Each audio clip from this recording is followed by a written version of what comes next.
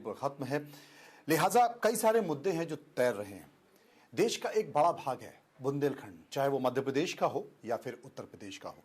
इसी बुंदेलखंड की एक लोकसभा सीट है, वो सीट है खजुराहो, जो कि 3 जिलों की विधानसभा सीटों से मिलकर बनी है। और इसी खजुराहो की जो खासियत है कि करीब दशकों से कोई कैंडिडेट बीजेपी ने बदला नहीं है, लेकिन एक चेहरा है, एक शख्सियत है, उसे बीजेपी ने फिर से रिपीट किया है और वो चेहरा है बीडी शर्मा का, जो कि प्रदेश के प्रदेश अध्यक्ष भी हैं भारतीय जनता पार्टी के। हाल में विधानसभा चुनाव में आपने देखा कि कितना पसीना बहाया गया है और उस पसीने से निकल के पार्टी को जीत पहुंचा के एक बार फिर से वो पसीना बहाने के लिए तैयार हैं। पूरे प्रदेश में तो काम कर ही रहे हैं। कितना मुश्किल हो जाता है जब पूरे प्रदेश के संगठन को संभालना और अपना लोकसभा चुनाव भी लड़ाना। इस वक्त बीडी शर्मा हमारे साथ मौजूद हैं। बीडी साहब, आपका बहुत बहुत स्वागत है। बहुत बहुत स्वागत है आपका भी मनोज जी, और लोकसभा के अंदर। जी जी जी जी तो आपकी पन्ना लोकसभा, जो खजुराहो लोकसभा, जिसमें पन्ना भी है, कटनी भी है और छतरपुर की कुछ सीटें भी हैं। हम कल घूम रहे थे, हम देख रहे थे। अब बुंदेलखंड एक ऐसा इलाका है जहां विकास की गाथा बहुत ज़्यादा रची नहीं गई है। जो भी सांसद आते हैं वो अमूमन या तो बदल जाते हैं या राष्ट्रीय परिप्रेक्ष्य में या प्रदेश स्तर पर बड़ी उपस्थिति नहीं दे पाते। आप यहाँ से सांसद बने और सांसद बनने के बाद फिर से आपको पार्टी ने टिकट दिया है। आप दूसरे ऐसे व्यक्ति हैं।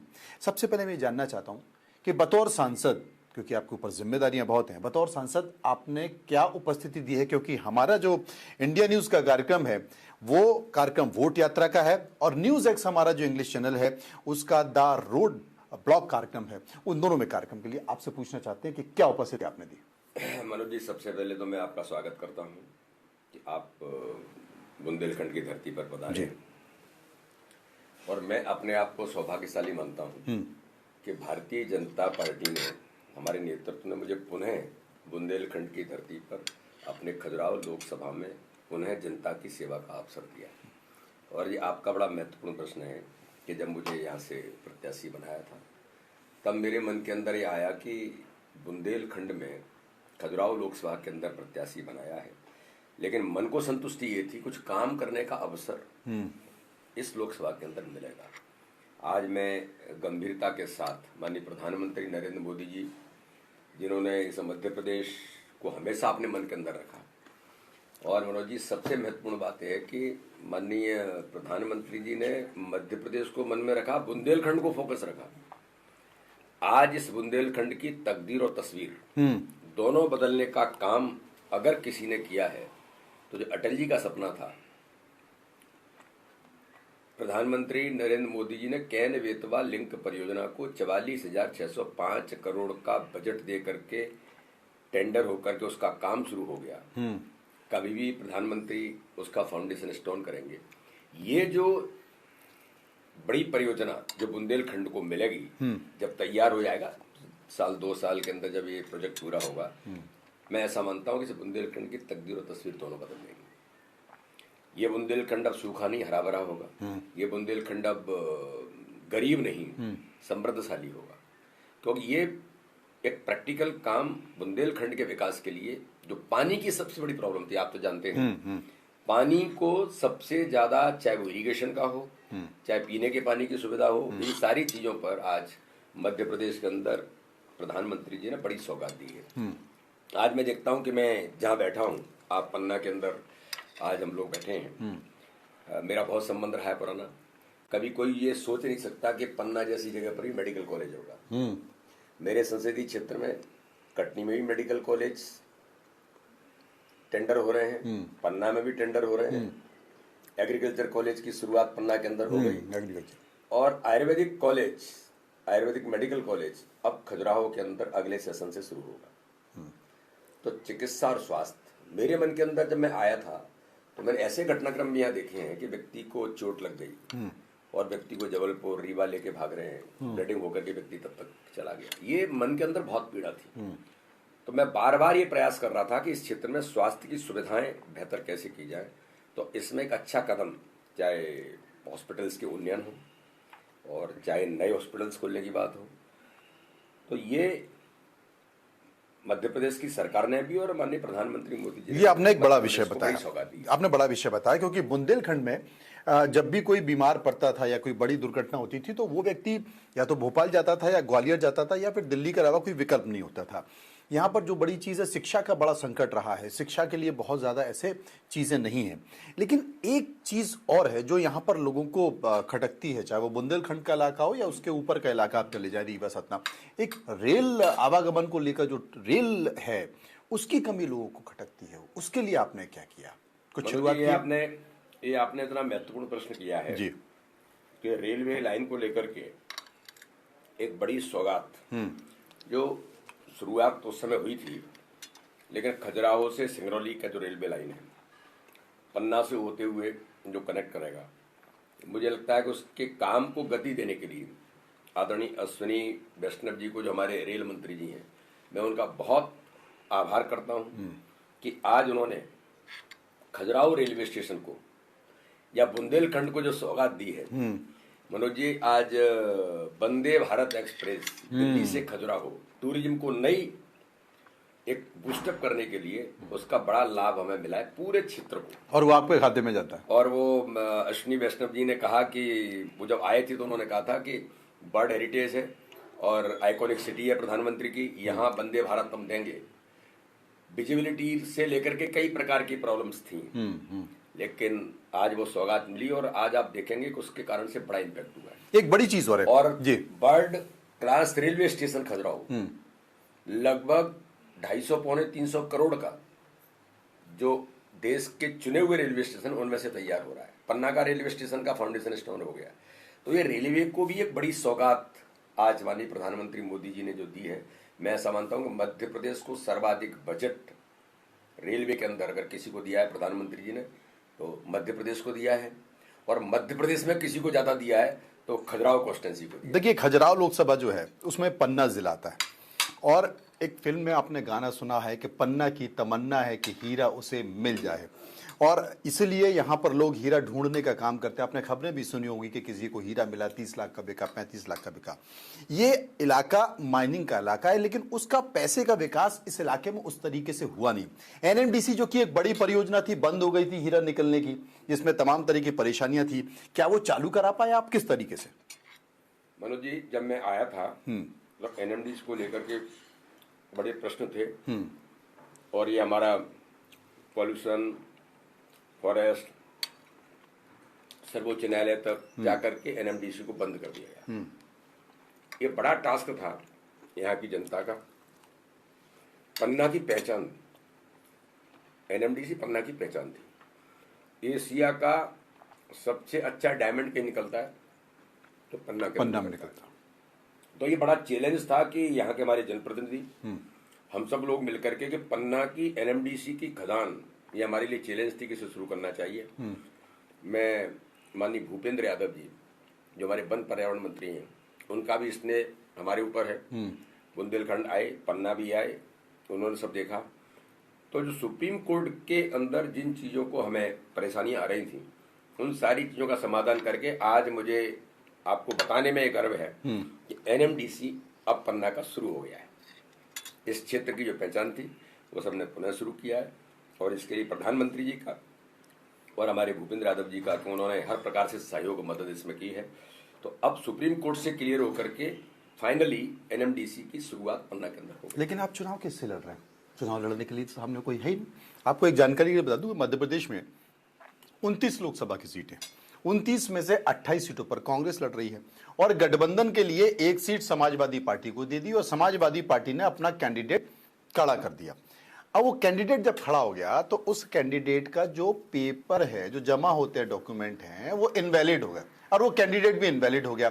अब ऐसा कोई बड़ा चेहरा नहीं है, और फॉरवर्ड ब्लॉक के उम्मीदवार को अब कांग्रेस और सपा समर्थित कर रही है। मेरे ख्याल से आपके सामने तो मैदान खाली है, कोई है ही नहीं। ये चमत्कार कैसे हुआ भाई?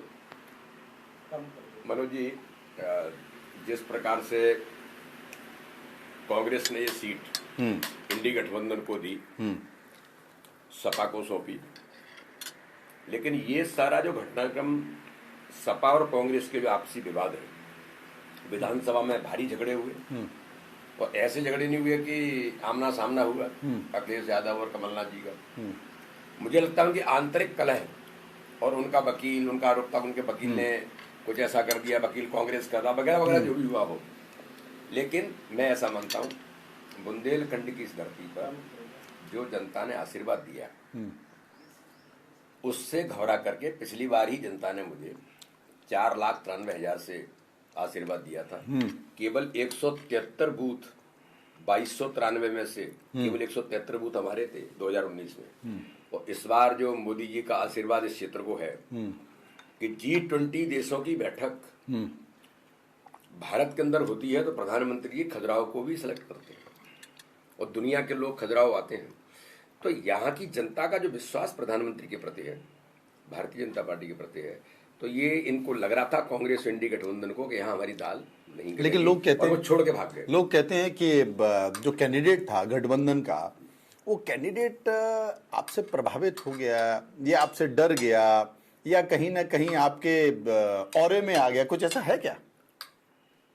देखिए, भारतीय जनता पार्टी और खासतौर पर आप मुझे सालों से जानते हैं, हम जो राजनीति करते हैं वो तो हम एक ऐसी राजनीति की स्वच्छता के साथ जनता के सहयोग से जनता के लिए कैसे हम कुछ कर सकते हैं। तो कैंडिडेट को जो भी लगा हो, लेकिन ना यहाँ दबाव की राजनीति होती न प्रभाव की राजनीति होती। हम तो जनता की सेवा की राजनीति करते हैं। तो इसलिए अब जनता की सेवा की राजनीति से उन्हें डर लगा हो कि यहाँ कुछ मिलेगा नहीं। जमीन में यहाँ जब जमीन को कुरेदते हैं तो ये वो भूमि है मनोज जी जहाँ भगवान राम अगस्त मुनि के आश्रम में पधारे, जहाँ प्रसंग है कि उन्हें शस्त्र सौंपने का काम भगवान राम को अगस्त मुनि ने यहीं किया है। तो ये भूमि तो राम की भूमि है। अब राम की भूमि पर रामद्रोही जिन्होंने राम भक्तों पर गोलियां चलाई हों, अब ऐसे लोगों को डर नहीं लगेगा तो और क्या लगेगा कि तो राम की भूमि है और राम ने कमाल होगा। तो कांग्रेस पहले ही चालबाजी करके चली गई। कांग्रेस ने चालबाजी की, यहाँ कुछ है नहीं, इनको सौंप दो। वो आए, पहले प्रत्याशी दिया, फिर बदला, फिर दूसरा प्रत्याशी आया। अब उनको भी क्या लगा, क्या झगड़ा हुआ, तो राम की भूमि पर रामदोही मैदान छोड़ करके भाग गए। ये बड़ा सवाल है क्योंकि विपक्षी गठबंधन या इंडिया गठबंधन ये लगातार बात कर रहा है कि साहब देखिए करप्शन है, बहुत ज़्यादा करप्शन है। अभी हाल ही में इलेक्टोरल बॉन्ड निकल कर आया है, उसमें भी साफ तौर पर दिखाई दे रहा है महंगाई है, आप मानते हैं महंगाई भी है, भ्रष्टाचार भी है और तमाम ऐसी परेशानियां हैं। उन सब के बावजूद भी अगर देश का माहौल ये है और बीजेपी कहती है, प्रधानमंत्री कहते हैं, आप ये कहते हैं कि 400 पार है, तो क्यों? मनोज जी,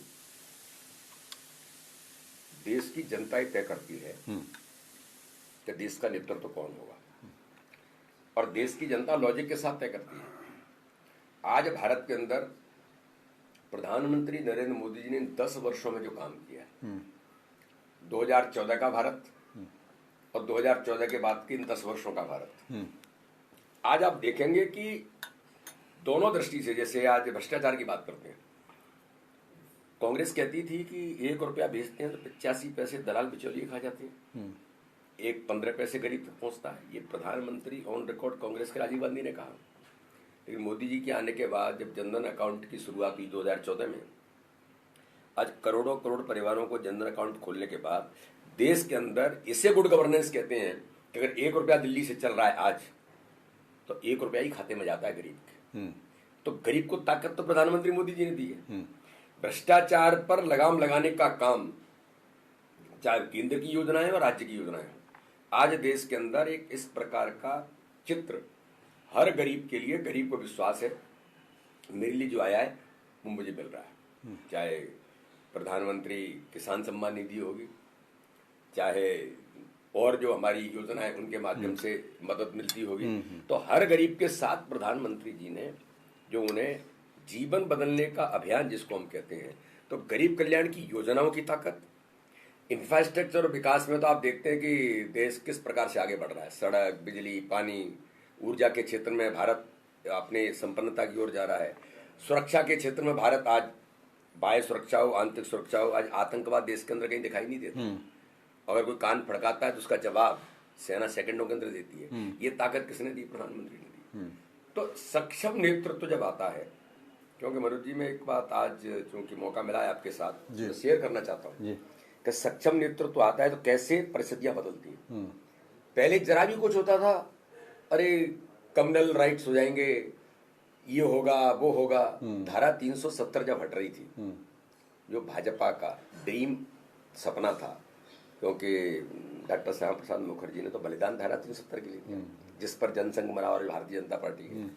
तो 370 जब हट रही थी, तब ओवैसी सदन के अंदर कह रहे थे कि भारत टूट जाएगा, कश्मीर जल जाएगा। तब मुझे ध्यान में है, मैं प्रत्यक्षदर्शी हूँ, देश के आप संसद में अमित शाह जी ने कहा था, सुनो ओवैसी जी, न तो भारत टूटेगा न कश्मीर जलेगा, लेकिन देश के खिलाफ काम करने वालों का स्थान संसद नहीं जेल के अंदर होगा। ये सक्षम नेतृत्व है कि कान नहीं फड़का कहीं, धारा 370 हट गई, सीए कानून बन गया। तो राम मंदिर का मुद्दा जो 500 सालों के इतिहास में 500 सालों से संघर्ष हो रहा था, हर आदमी इस बात के लिए लालायित था कि हमारे भगवान राम विराजमान होंगे, लेकिन मोदी जी का नेतृत्व आता है, मोदी जी कुशलता पूर्वक देश के अंदर रामलला की प्राण प्रतिष्ठा भी होती है। तो ये चीजें देश के अंदर तय करती हैं कि भारत का प्रधानमंत्री या भारत का नेतृत्व कौन होगा।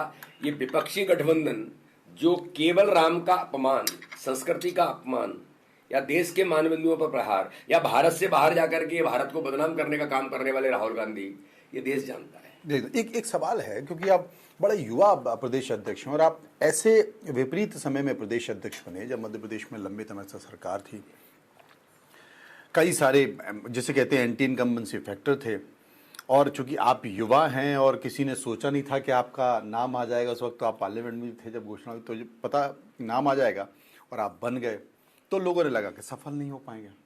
आप सफल भी हो गए, क्योंकि प्रदेश अध्यक्ष होना और प्रदेश अध्यक्ष के नेतृत्व में विधानसभा चुनाव होना और उसमें 160 के ऊपर सीटें आ जाना, ये अपने आप में बड़ी स्थिति है।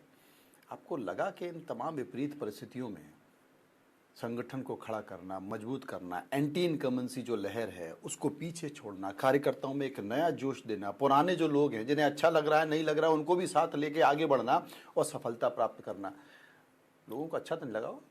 मनोज जी, आज आपको एक बात मैं शेयर करना चाहता हूँ जी, कि मैं अपने नेतृत्व पर माननीय प्रधानमंत्री माननीय अमित शाह जी, जो एक आइडियल कैरेक्टर है राजनीति के जी, उनको आदर्श मान करके जब काम शुरू करते हैं ना, तो अपने आप चीजें बदल जाती हैं। मुझे ध्यान में है कि जब मैं राष्ट्रीय महामंत्री बना था विद्यार्थी परिषद का, मैं तो छात्र राजनीति में काम करता था, जलगांव अधिवेशन था, उस समय के तत्कालीन मुख्यमंत्री, आज के दुनिया के लोकप्रिय नेता, वो उस अधिवेशन का उद्घाटन करने आए थे। उन्होंने एक बात कही थी पूरे देश की छात्र शक्ति के सामने कि मैं जब मुख्यमंत्री बना तो मुझे किन परिस्थितियों का सामना करना पड़ा। मैं कहता था गुजरात को ऊर्जा के क्षेत्र में सक्षम बनाना है, तो लोग तैयार नहीं थे, लेकिन मेरा संकल्प था कि मुझे करना है। अधिकारी कहते थे हो नहीं सकता, हमारे पास संसाधन नहीं है, ना कोल है, ना हमारे पास नदियां हैं, हम कैसे करेंगे। लेकिन मेरा संकल्प था, और उन्होंने कहा कि जब मैंने अपने संकल्प को पूरा करने के लिए दृढ़ता से करना है, तो गुजरात ऊर्जा के क्षेत्र में आज सक्षम बना। तो उन्होंने एक लाइन कही थी, तो आज भी मेरे जीवन के अंदर जिसे मैं हमेशा अपने सामने रखता हूँ। उन्होंने कहा था कि माना कि अंधेरा घना है, लेकिन दिया जलाना कहाँ मना है। क्या बात है। और उस लाइन पर आज मैं अपने जीवन में लगातार इस पर काम करता हूँ। मध्य प्रदेश का संगठन एक आइडियल ऑर्गेनाइजेशन रहा है, ठाकरे जी का प्रदेश रहा है।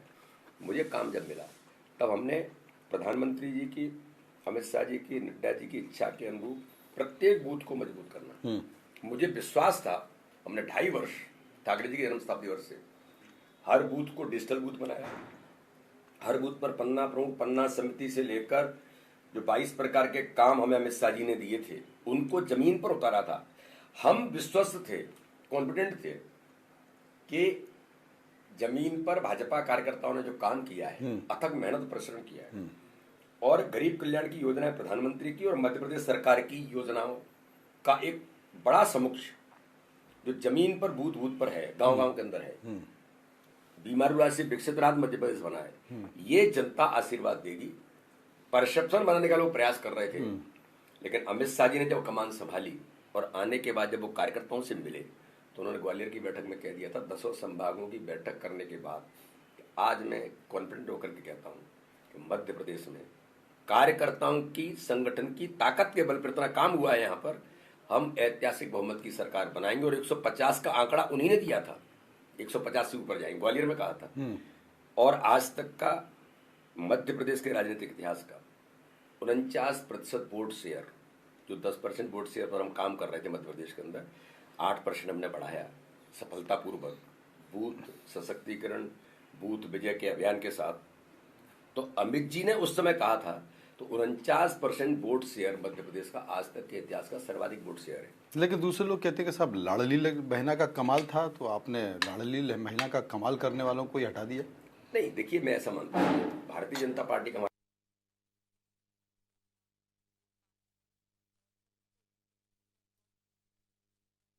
मोहन यादव जी हैं, कैलाश जी रहे, सुंदरलाल पटवा रहे, तो भारतीय जनता पार्टी के नेतृत्व ने अपने अपने तरीके से हमेशा अच्छा काम करने का प्रयास किया।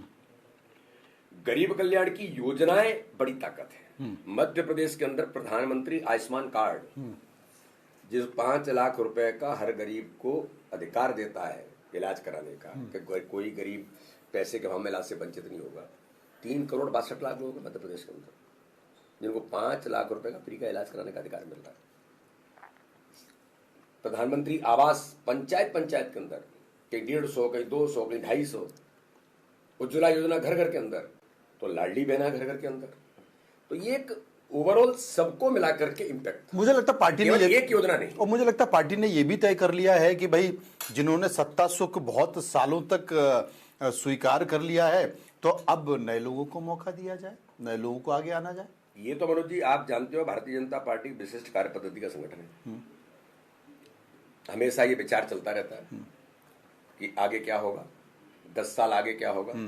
जैसे मैं आपको बताता हूँ, मध्य प्रदेश में, क्योंकि देश के प्रधानमंत्री मोदी भी चाहते हैं कि नई लीडरशिप आ गया है। मैं कहा, मैं आपको यही बताना चाहता हूँ कि मध्य प्रदेश में सफलता का राज क्या है। हमें कहा, क्या हम मंडल अध्यक्ष और जिलाध्यक्ष नई जनरेशन के ला सकते हैं? क्या बात है।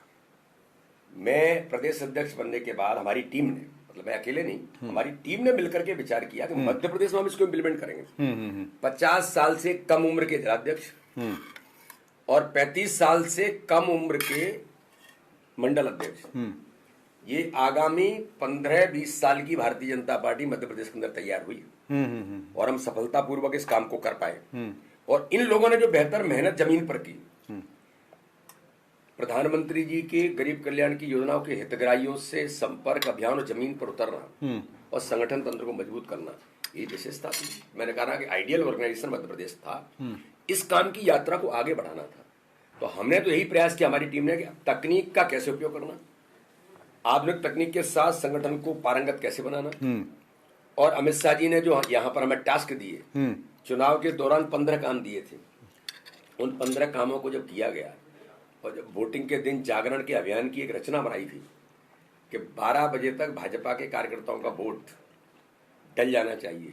अमित शाह जी ने राष्ट्रीय कार्यकारिणी की बैठक में कहा था कि मध्य प्रदेश ने कुशलतापूर्वक इस काम को किया, तो वोट शेयर भी बढ़ा और वोट टर्नआउट भी बढ़ा। और सबसे बड़ी बात है कि जब प्रधानमंत्री मध्य प्रदेश के दौरे पर आ रहे थे, चुनावी सभा कर रहे थे, तो एकमात्र चेहरा था, शख्सियत थी, जिसकी पीठ थपथपाकर देश के प्रधानमंत्री नरेंद्र मोदी जी ने बधाई दी थी, और वो बी डी शर्मा थे। आप एक बार सांसद रह चुके हैं, एक चीज पूछना चाहता हूं मैं आपसे। 5 साल रहने के बाद अब 5 साल फिर आपको मिलने वाले, और निश्चित तौर पर कोई बड़ी भूमिका आपको मिलने वाली है। कुछ मन में है बुंदेलखंड को लेकर, यहाँ की पीड़ा को लेकर, क्योंकि रोजगार, पलायन, बेरोजगारी एक बड़ा मुद्दा हो गया है। कुछ है जो आप करना चाहते हैं? ये आपने बहुत अच्छी बात कही है। इस क्षेत्र के अंदर 2 बातों पर मेरा बहुत फोकस है।